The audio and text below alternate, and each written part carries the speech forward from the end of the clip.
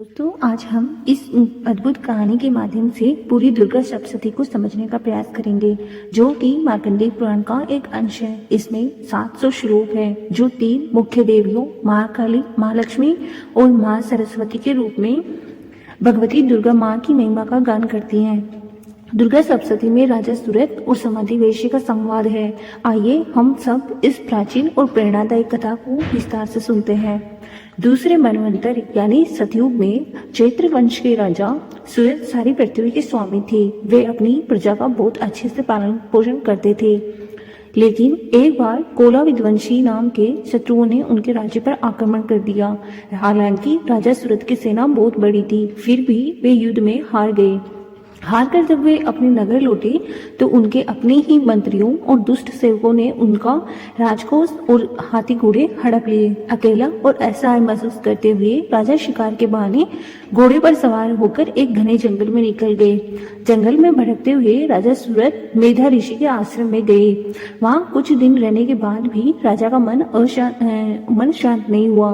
वे सोचते रहते कि मेरा नगर कैसा होगा, मेरा हाथी जो शत्रुओं के हाथ लग गया है भूखा होगा या नहीं, मेरे सेवक अब किसकी आज्ञा मानते होंगे। उन्हीं दिनों राजा सूरत की भेंट समाधि नाम के एक वैश्य से हुई। वह भी बहुत दुखी दिख रहा था। राजा ने उससे परिचय पूछा तो उसने बताया, हे राजन, मैं एक धनी परिवार से हूँ, लेकिन मेरी लालची स्त्री और मेरे पुत्र ने मेरा सारा धन छीनकर मुझे घर से बाहर निकाल दिया। ऐसे जब वे पूरी तरह असहाय हो गए तो वे दुखी मन से जंगल निकल गए। राजा सूरत और समाधि वैश्य ने महसूस किया कि उन दोनों की समस्या एक जैसी है। राजा ने कहा, यह बड़े आश्चर्य की बात है। जिन पुत्रों और परिवार ने तुम्हें निकाल दिया, तुम अभी भी उन्हीं की कुशलता की चिंता कर रहे हो, और मैं भी जिसका राज्य छिन गया उसी वैभव के मोह में जल रहा हूँ। हम जानते हैं कि वे हमारे नहीं हैं, फिर भी हमारा मन उनमें क्यों फंसा है। दोनों अपनी दुविधा लेकर मेधा ऋषि के पास गए और पूछा कि भगवान, हम जानते हुए भी दुखी क्यों हैं? यह कौन सा अज्ञान है जो हमें अपनों के मोह में बांधे हुए हैं?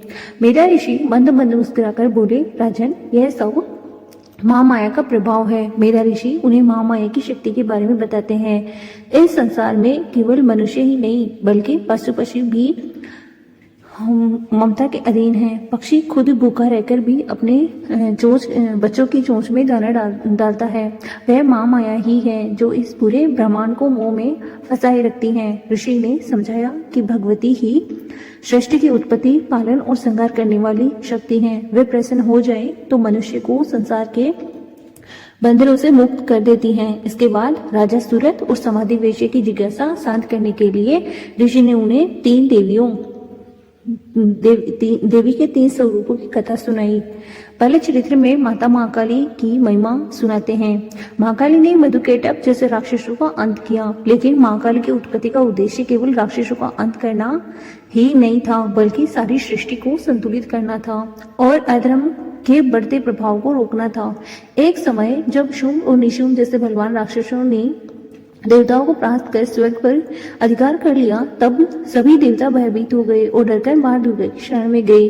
देवी ने उनके उद्धार के लिए युद्ध करने का संकल्प लिया। फिर इस युद्ध में अनेक भयानक राक्षसों का वध हुआ, लेकिन सबसे विकराल राक्षस रक्तबीज बच गया। रक्तबीज को ऐसा वरदान मिला हुआ था कि उसके शरीर से निकलने वाली हर रक्त की बूंद से एक नया रक्तबीज उत्पन्न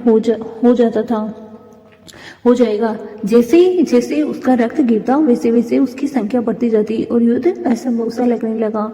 तब देवी दुर्गा के क्रोध से उनके ललाट से एक उग्र और विकराल शक्ति माँ काली प्रकट हुई। माँ काली का स्वरूप बहुत भयानक था। काले रंग की देह, विशाल जीवा, रक्त से सनी हुई माला और हाथों में अस्त्र शस्त्र लिए वे युद्ध में आई और उन्होंने अपने प्रचंड रूप से असुरों का संहार शुरू किया। रक्तबीज का अंत करने के लिए उन्होंने एक अद्वितीय उपाय अपनाया। वे उसके रक्त को जमीन पर गिरने से पहले ही अपनी जीवा से पीने लगे। इस तरह एक एक करके रक्तबीज की प्रत्येक बूंद को समाप्त करते हुए उन्होंने उसका वध कर दिया।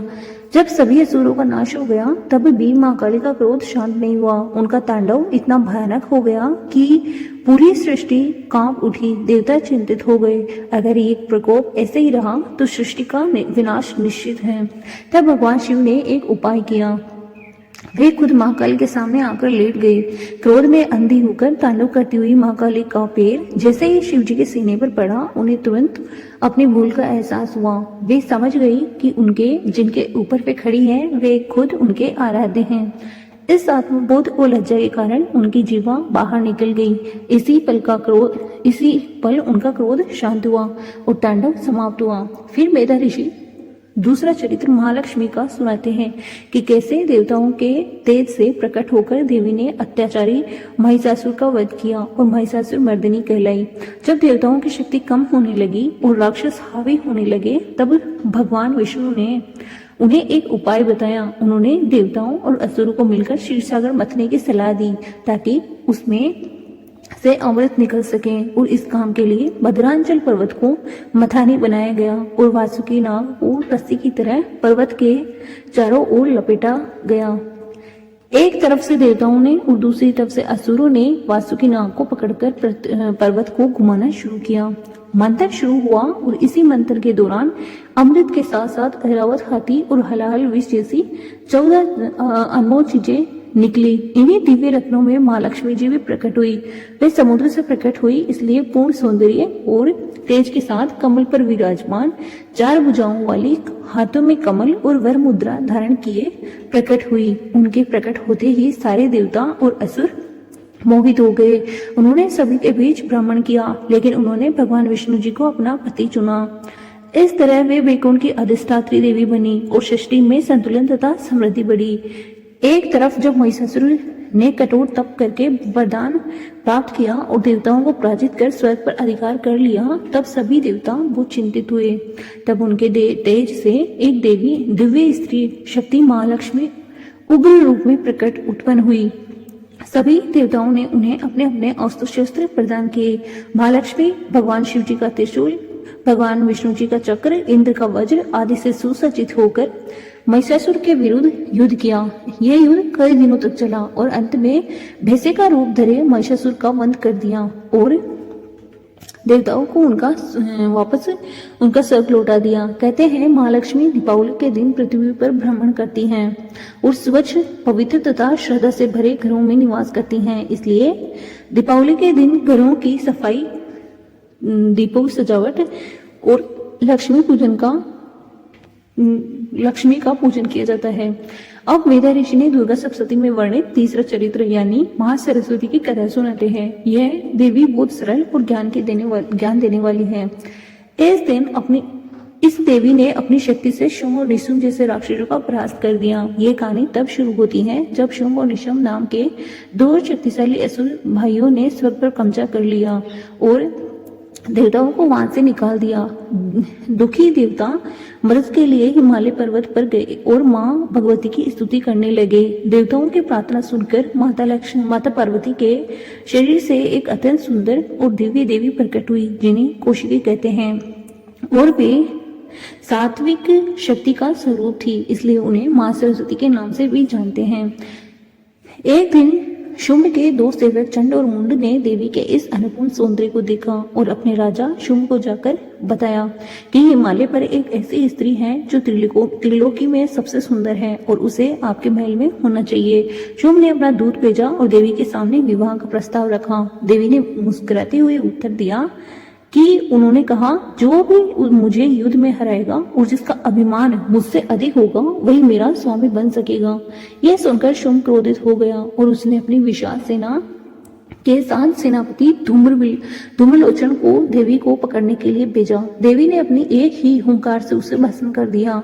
इसके बाद शुंभ ने चंड और मुंड को भेजा। उन्हें देखकर देवी के मस्तक से काली माता प्रकट हुई, जिन्होंने चंड और मुंड का वध किया, जिससे उसका नाम चामुंडा पड़ा। युद्ध आगे बढ़ा और शुंभ ने रक्तबीज के नाम के असुर को भेजा। रक्तबीज के पास यह शक्ति थी कि उसके खून की एक भी बूंद जमीन पर गिरती तो उसे वैसा ही असुर पैदा हो जाता।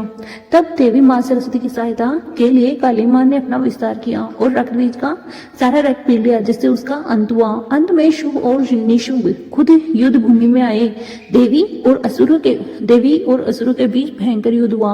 माँ सरस्वती ने अपनी अष्टभुजाओं के शस्त्रों से पहले निशुंभ का वध किया और जब शुंभ अकेला रह गया तो उसने देवी को चुनौती दी कि वे अन्य शक्तियों की मदद से लड़ रही हैं। तब देवी ने अपनी सभी विभूतियों ब्रह्माणी, वैष्णवी आदि को खुद में विलीन कर और अकेले ही शुंभ का वध कर दिया। इस तरह मां सरस्वती ने देवताओं को भयमुक्त किया और संसार में फिर से धर्म की स्थापना की। ऐसे मेधा ऋषि की कथाएं सुनकर राजा सूरत और वैश्य समाधि का अज्ञान दूर हुआ।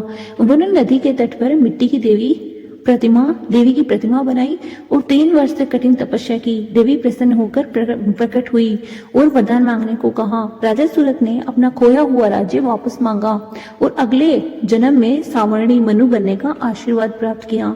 समाधि वैश्य ने संसार से वैराग्य और परम ज्ञान मांगा। देवी ने दोनों की इच्छाएं पूरी की और ऐसे दुर्गा सप्तशती अलौकिक बखान कर मेधा ऋषि प्रसन्न मन से अपनी कुटिया में चले गए।